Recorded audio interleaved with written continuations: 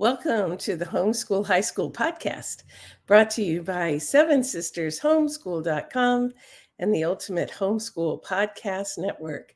I'm Vicki, and I want to talk to you today about how to record extracurriculars on the homeschool transcript. So we had some discussions in the Facebook group about that this week, and so I thought it might be good to share that with other folks.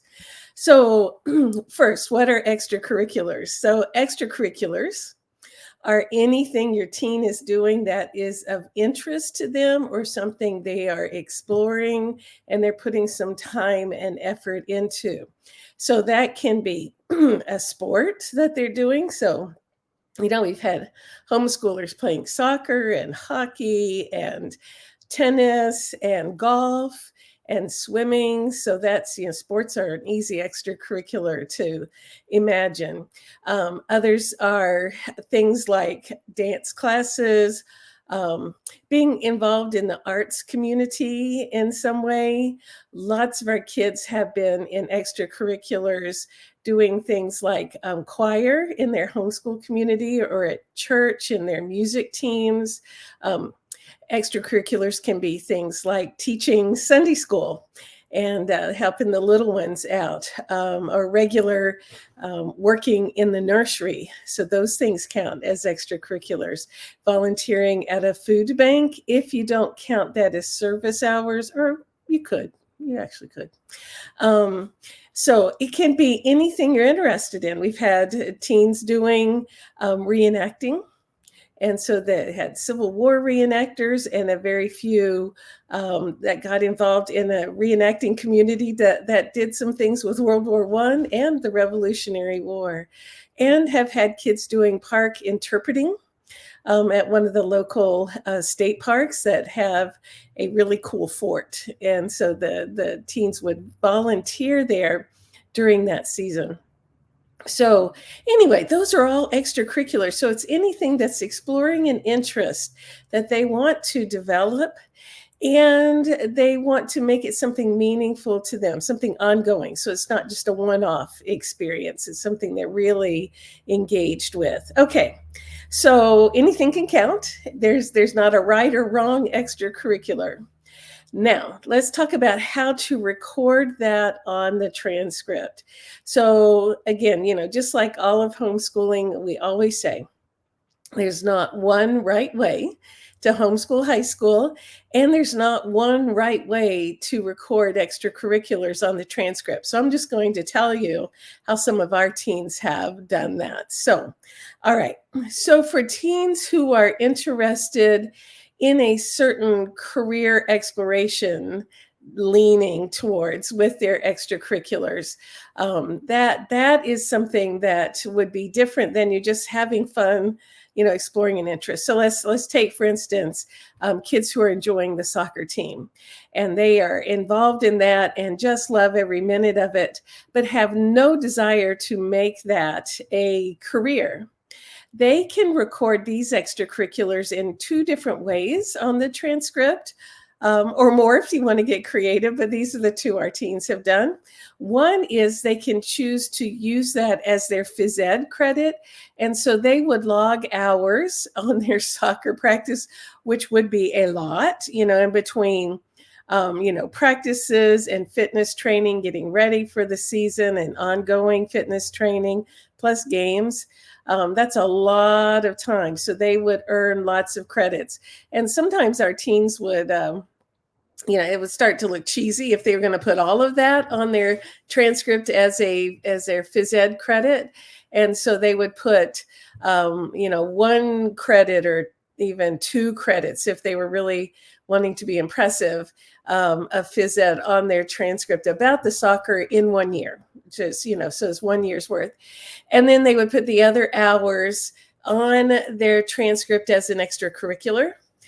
So in our transcripts, and again, there's not one right way to do a transcript, but our transcripts have always had a section at the bottom where the teens could list an extracurricular, something that they had been involved in over the years. So again, not necessarily one-off kind of things, but something that required some commitment.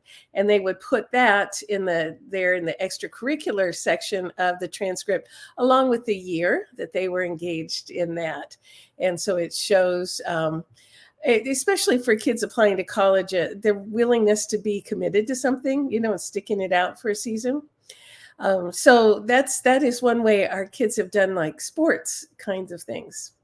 We had teens that were really into like history ideas and thinking about how to go forward with a history kind of career, like what that would look like. And so we had some teens think about, well, you know what, I would love to be a history teacher or a history college professor. So I'm going to do some extracurriculars in areas that I can count as career exploration electives. So I can put that on the transcript, showing that I am building an interest and preparing for the next phase of life. So for our teens that were interested in teaching kinds of things, some of their extracurriculars included being on a speech and debate team. So they were learning public speaking skills and how to speak extemporaneously, answering questions, how to prepare an expository, a lesson. So they learned speaking skills, so they were comfortable with that. And again, that's, the teachers have to do public speaking every day. And so to have that kind of comfort knocked off in high school, they are already good with public speaking. They felt that was a good preparation and could call that a career exploration elective. So that worked for them. Some of our kids were much more hands-on learners, and those were the ones that were involved in reenactments, and some did that for fun.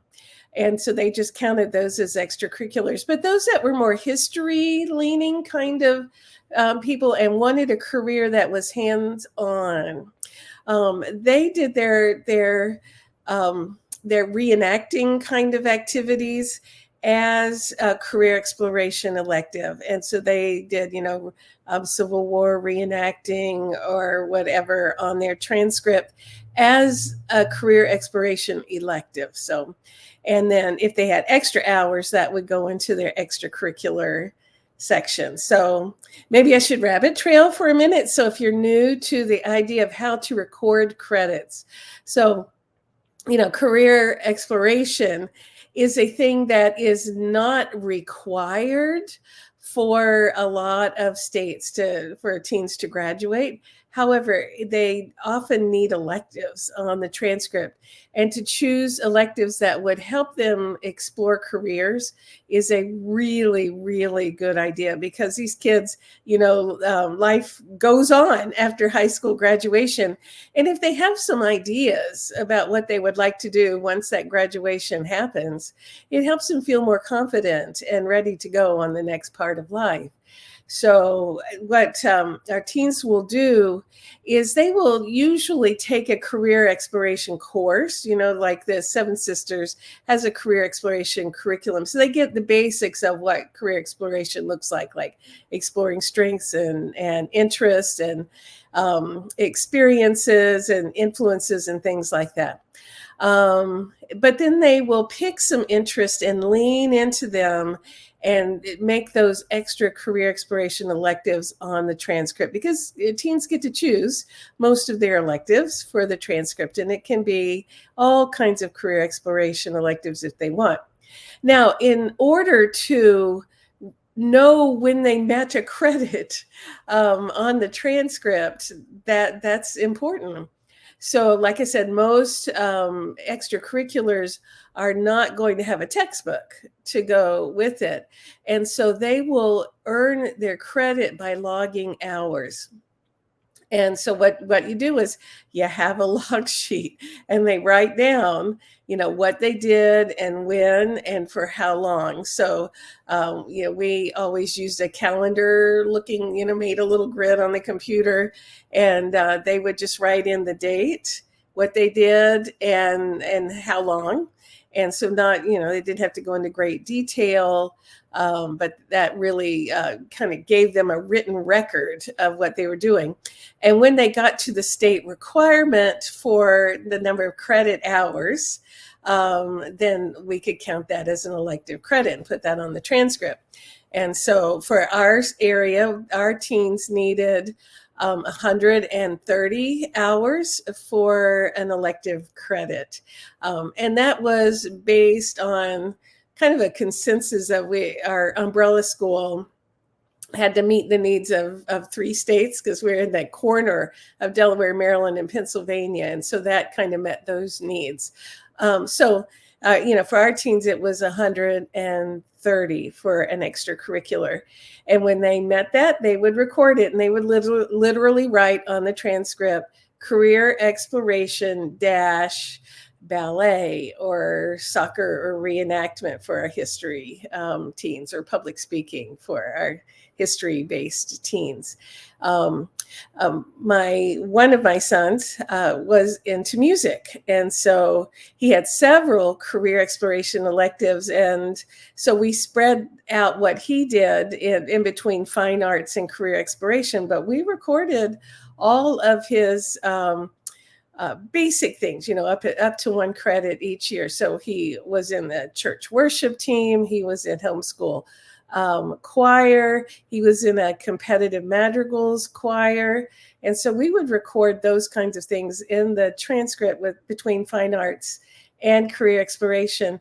And what was left over, we also put in as extracurriculars in the footnotes, along with the years that he did those activities. So what that did is it captured on the transcript the richness of our teens' experiences. All right, so you don't have to, on the other hand, record an elective.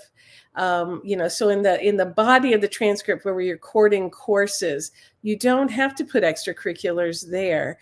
And if they're kind of just random extracurriculars that really aren't part of their career exploration or fine arts or phys ed or something like that, it's just something they're really committed to and interested in.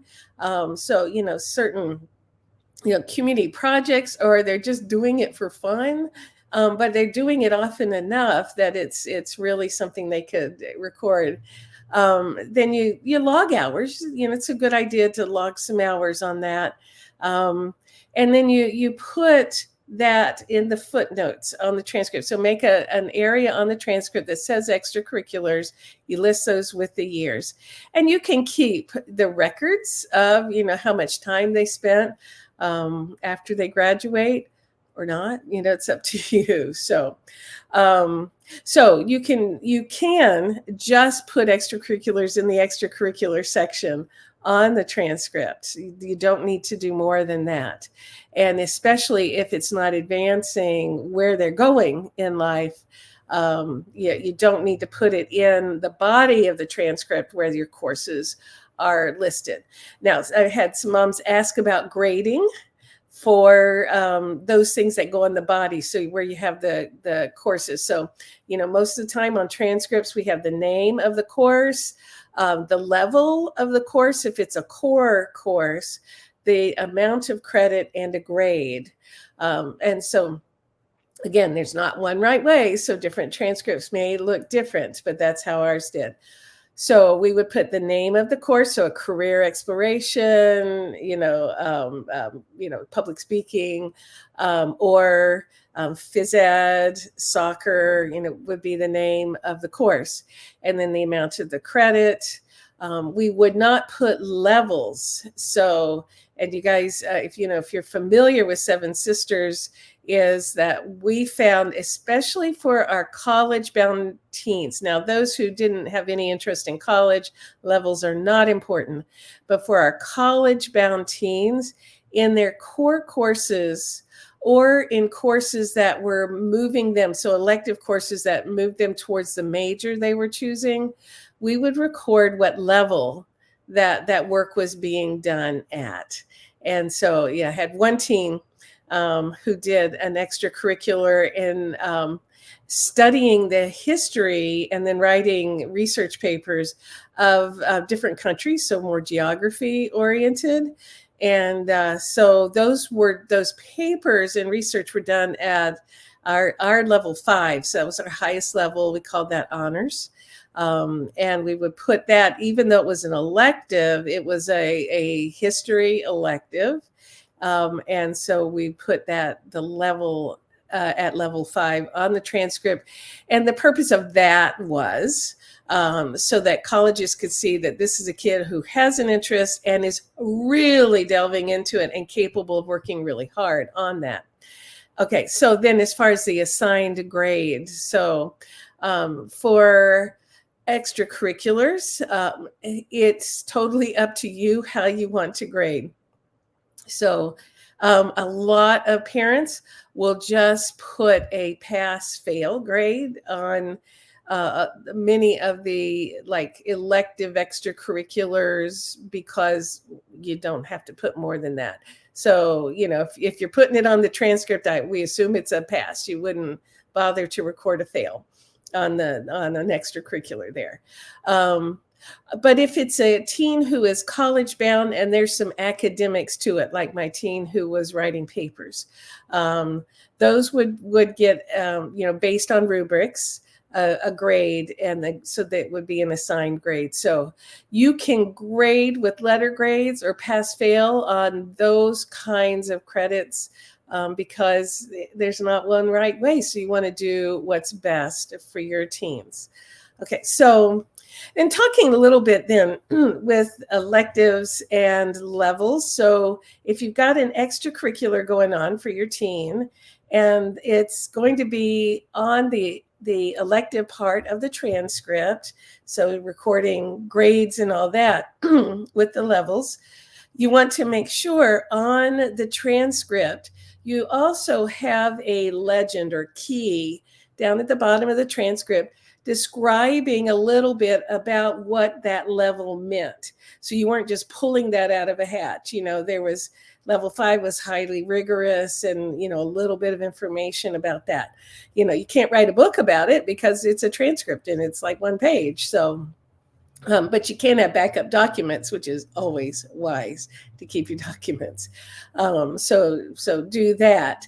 But having a key there. So if you feel totally overwhelmed and bewildered, you know, there are lots of transcript services these days, and I can put links to a couple of those. But also, I'll tell you, my favorite transcript is Seven Sisters Homeschool's editable transcript that has all these things on there. So you just type in the information, and it's a useful form. Okay, all right, and so one we did with our kids. Now, one last thing is the purpose of putting extracurriculars on the transcript. So for those who have kids who are not college bound, like all kids are not supposed to go to college. So many kids, excuse me, are not needing college these days.